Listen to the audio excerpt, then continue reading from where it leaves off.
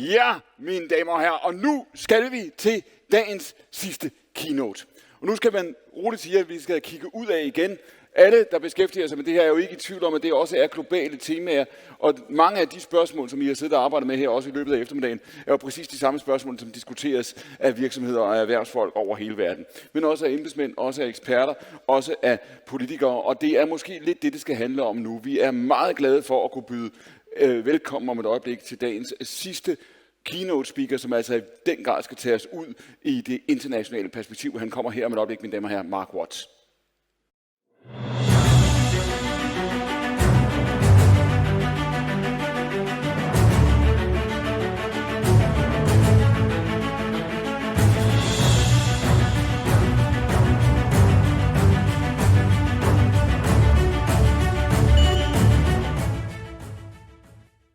Live with us, I hope, from C40, Mark Watts. Mark, sir, can you hear me? Hello. All right, brilliant. And you will deliver now the keynote to close off this part of the program today. We are so privileged to have you, sir, and we are so keen to hear what you've got to say. Wonderful. Well, thanks so much for inviting me. Apologies that despite a decade or more of working with partners in Denmark, I don't yet speak Danish. I'm not even close, so this has to be in English. But I'm Mark Watts. I'm executive director of an organisation called C40, which works with the mayors of big cities around the world on tackling the climate crisis. Just very quickly, about what we do for context. We're an organisation that's based on science-based leadership. So the condition of membership of C40 is that mayors, cities have targets based on the science of their fair share of what they need to do to overcome the climate emergency. So their fair share of halving global emissions by 2030. And we tend to really focus on the big decisions that those mayors need to make in the next 2 or 3 years, so they're on track for those longer term targets. And then secondly, we're very much an organisation that's based on the principles of collaboration. So we think and have evidence to show now that you can really see is that these big cities are delivering much faster in their climate ambition because they're working together, because they're learning from each other, sharing best practice, reducing transaction costs by copying from each other, and raising the general level of political belief in what is an extraordinarily difficult subject to tackle. But more broadly, collaborating with youth movements, with climate scientists, trade unions, and perhaps most importantly of all, the business sector. And that's really what I guess I was asked to reflect today on what sustainability leadership means in a business context, rather than the city government or the NGO sector where I now work. Although I have to say I don't really draw distinctions between those different leadership in those different sectors. My own career has been in all three. I started in the public sector in city government in London, then moved into the private sector working for a big consultancy firm, and then now in the NGO sector. And I can really see the benefits of all and the failure, the unhelpfulness of stereotypes in each. I see as much dynamism and innovation in city governments as I did in the incredible company that I worked for. I saw as much bureaucracy in that big commercial company as I'd experienced in city government, and certainly as many people motivated in their work, in their daily work to make the world a better place in the private sector as I do in my very mission-driven NGO organisation. There's certainly the kind of rules that I tend to try and apply in all of those sectors is, starts with the very basic that you can only be a leader on sustainability if the breadth of your vision, your focus, your targets really reflects the breadth of the impact of your company, your institution, your city governments. And that should be obvious, because the more we understand about the ecosystems that make Earth a habitable place for human civilization, the more we realise the limits of many of those individual ecosystems, so the amount of pollution and destruction that they can tolerate before they tip in to collapse, as we're now seeing in many ecosystems, and the interconnectedness of those different ecosystems, the interconnectedness of the forest to the sea, of the climate to almost everything. So breaching one boundary damages another. And so working back from that, you can't have real sustainability leadership if you're just going to pick a few isolated goals to focus on, halving your plastics waste, cutting your vehicle kilometres. You've got to take the whole range of those things that your operations can influence. And so I'm suspicious of targets that don't include that whole sphere, whether it's in government or in business. So cities that only have targets for their own operations of the municipal government, not for the wider society that they serve, isn't real sustainability leadership. Or energy companies that commit to slashing emissions from their companies' extractive operations, but don't take responsibility for what happens to those fossil fuels, the coal and the oil and the gas, when they sell them on, because it's the responsibility of the people who purchase them if they're going to burn them and put carbon in the atmosphere. And in fact, sadly, we're seeing Shell at the moment challenging a Dutch court ruling that required them to cut emissions from the whole of the impact of their business, the sale of fossil fuels, and they're arguing that that is unreasonable, that they should have to take responsibility for what people do with the products that they bring to market. And I think actually, this is an area when you kind of broaden out the scope of vision for sustainable leadership, where you can see a real opportunity for partnership collaboration between business leadership and city government and other government leadership, particularly in wealthy countries, because we've got a real problem in wealthy countries that we're currently not even yet measuring the right things in order for us to tackle the climate crisis. We measure the emissions of a country based on the emissions produced within that country, not what is based on everything that's consumed within the country and all the way back through those supply chains. And it gives us a very false position for the wealthier societies about the true level of our impact. When we looked at this across C40 cities, immediately our footprint, our carbon footprint doubled when we started measuring consumption-based emissions, and it changed the scope of what cities should focus on too. Suddenly food, construction, air travel, the stuff we consume in general becomes very, very important. And I'm delighted actually, looking forward next week, Stockholm plus 50 is the mayor there is really focusing as part of those wider environment conference on consumption-based emissions within cities. But it's an area where city governments can only be successful if they're working hand in glove with companies that produce products and sell them into the market and have a much, much better understanding of where those emissions come right back through the supply chain and how to continue producing great products and services, but in a different way. But you can see at the city government level that leadership there can really help companies that want to change, shaping markets that reward companies who want to work differently. We've seen it great effect in Milan, where the city is radically changing the food that it serves, the hundreds of thousands of meals that it serves in schools in particular, to a lower carbon diet, taking out a lot of the meat-based protein and encouraging completely new food sectors within the city, or Oslo is doing around clean construction. I think second basic principle is you can't be a sustainability leader just by doing more of the good stuff. You've also got to stop the bad stuff happening.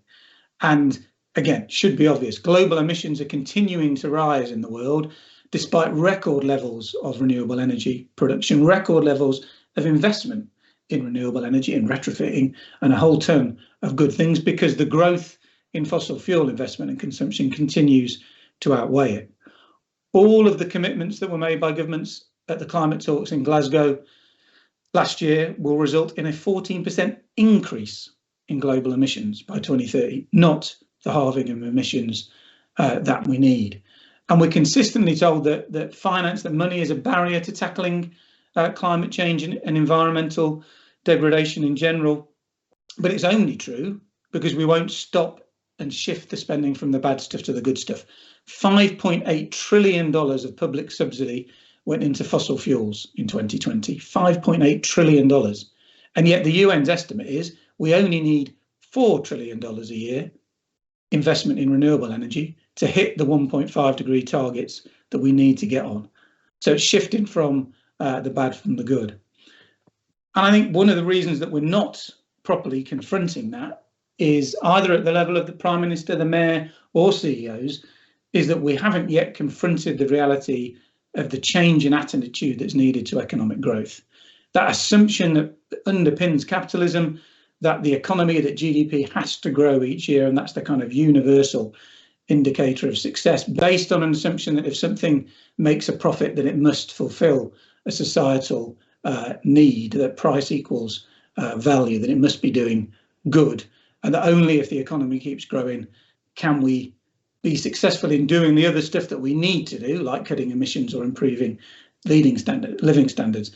And at least from the point of view that I look at the data now, the reality is that the only thing that GDP is stubbornly correlated to, in rich economies anyway, is pollution. They rise together. And that in rich economies, rising GDP means selling more stuff that we don't need, and the production of which is making our planet uninhabitable.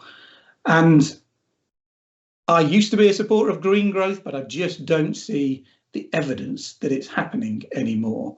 At the very least, we should be agnostic about GDP growth and use more holistic indicators to judge our progress. So we're measuring the progress on the stuff that really matters to how to cut emissions, make societies fairer, more renewable energy, more public transport, cycling, home insulation, social care, parks, play areas, etc. Stuff where we do need growth, but degrowth in a big chunk of what constitutes the modern industrial economy, from cars to clothes to single-use anything.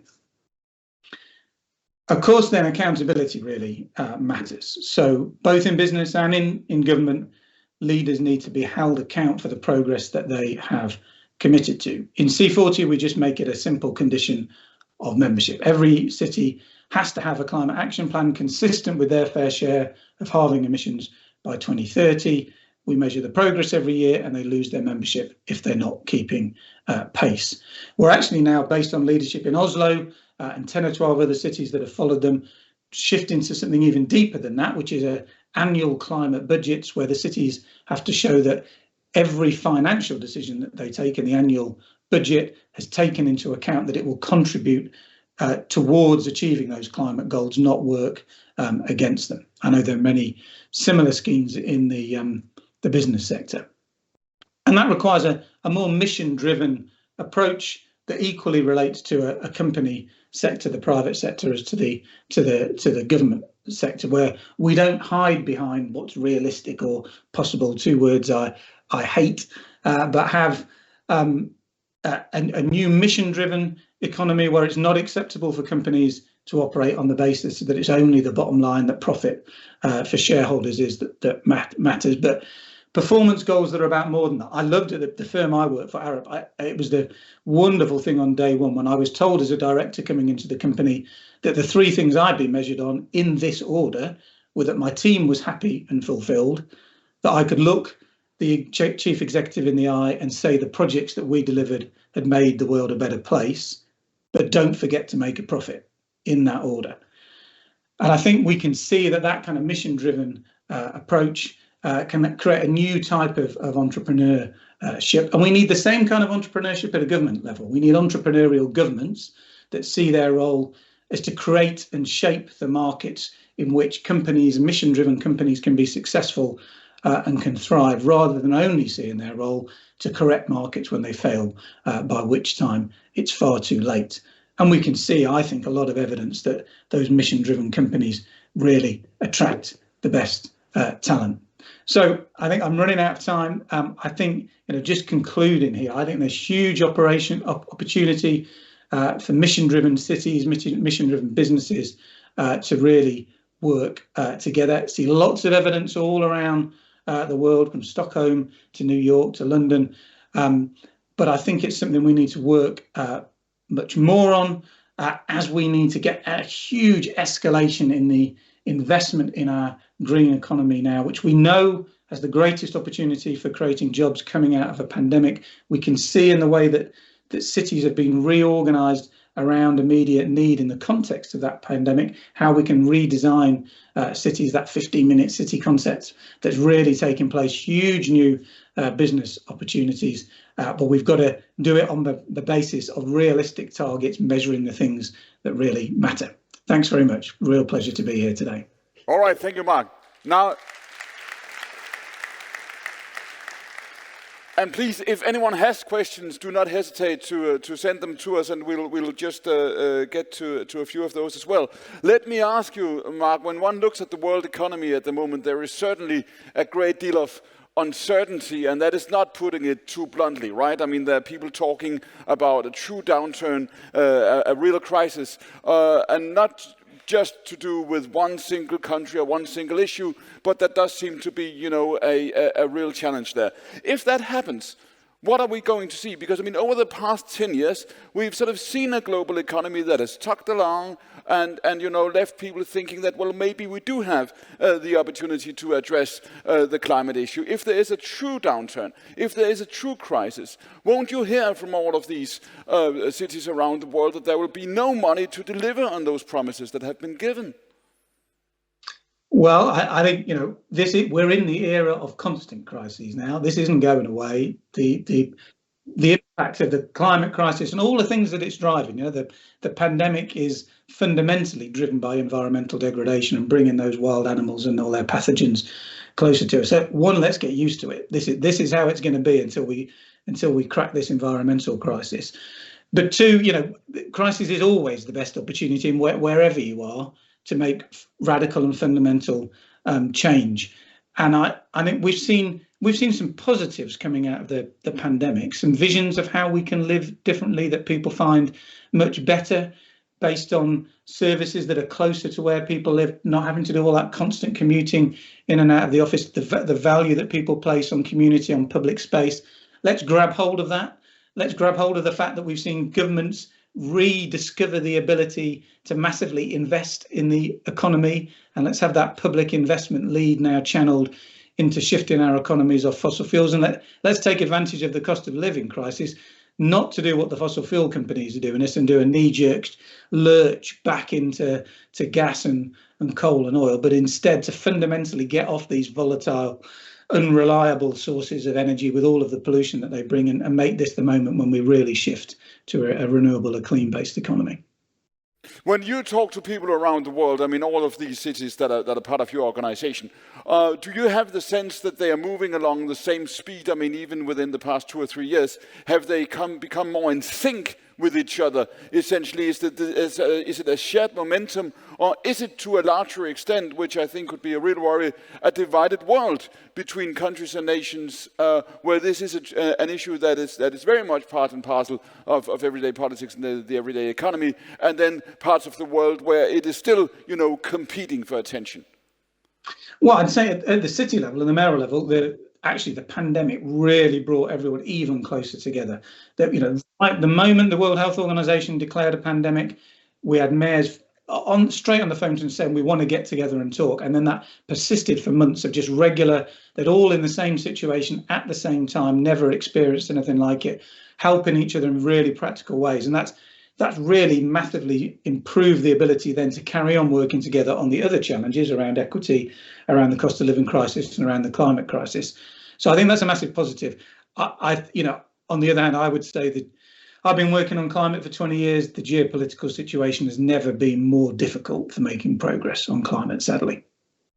Now, and in terms of, you know, who is driving this development, and this is something we were just debating here in Copenhagen before we joined you, to what extent, I mean, when you look at the picture today, are you saying, look, there is so much happening in terms of investing, in terms of the financial markets, this has become an issue that is, you know, being driven by business, the markets are with it, so essentially it doesn't much matter whether the politicians can agree. Do you believe that the business momentum on this agenda is such that essentially business is leading and the politicians are following? No, I'm afraid not. But I think, you know, breaking it down, I'd say there is massive momentum and progress in the business sector, which I celebrate and could be greatly harnessed by mission-driven government leaders. But let's just get the dose of reality. The sector is miles away from where it needs to be in terms of tackling the climate crisis alone. We're still seeing more money flowing into new fossil fuel development than into the renewable energy.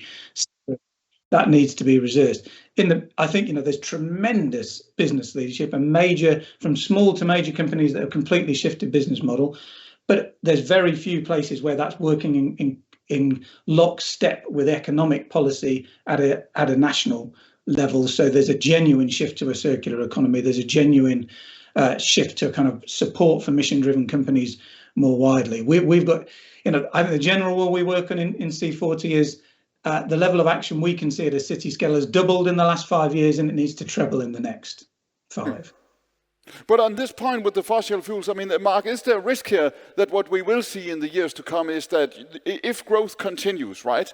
I mean, if we will see the world, continue on its growth path with people wanting still, a better standard of living around the globe, that essentially you can have both. You can both have a greening of the economy where the right solutions will be sought, but we will end up with a larger CO2 imprint. We will end up with a larger problem because growth is driving both a green growth model on the one hand and the traditional growth model on the other. So you will see more windmills going up, more solar and the rest of it, but more fossil fuels as well. Is that a possible nightmare scenario here? I think that is exactly what's happening. Perfectly put. It's exactly what we are experiencing and have been for the 10 years that people have been saying green growth is the solution. And we've just got to grasp the nettle. In rich economies, GDP growth is not necessary to improve standards of living. In fact, it's somewhat of a barrier to doing so. And for the world at large, if the rich economies keep on growing, then it dooms us all to climate catastrophe. So we have got to have a model for the rich countries that is degrowth whilst improving quality of life. In the global south, there is still a need for growth in material terms to get up to a level of development where you can have that steady state. All right, a final question here. I mean, what we've seen, of course, since Russia's invasion of the Ukraine back in February is we've seen the issue of energy suddenly, rocketing to the very top of the political agenda, certainly in the US and in Europe as well and elsewhere around the world. Do you see that remaining the case? I mean, has this created the kind of policy focus that is sure to remain, to endure on the other side of what might happen in the Ukraine? Would it last? Yeah, I mean, I think the volatility in the fossil fuel energy price market, is here to stay. I think until we get that really radical shift, this craziness, $5.8 trillion of public subsidy going into killing humanity by supporting fossil fuels. Until that fundamental shift happens, and we're putting our resources into developing as fast as possible the clean energy economy, then we're going to have this kind of constant friction and constant volatility around prices. The best solution for most countries is to have their own reliable source of renewable power. But do you see the markets changing now? I mean, are the markets following this logic? Because when you're talking about fossil fuel investment, it doesn't really seem like it, does it though?